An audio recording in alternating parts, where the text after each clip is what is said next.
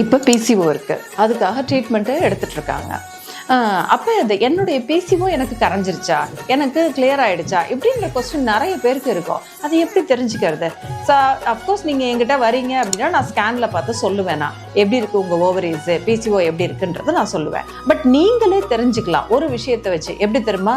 முக்கியமான விஷயம் அது உங்களுக்கு நல்லா தெரியும். ஏன்னா ரெகுலராக உங்களுக்கு பீரியட்ஸ் வருது அப்படின்னாலே உங்களுடைய பிசிஓ பிரச்சனை ஆல்மோஸ்ட் கிளியர் ஆகிடுச்சுன்னு அர்த்தம். இன்னொரு ஒரு முக்கியமான பாயிண்ட் இருக்குது.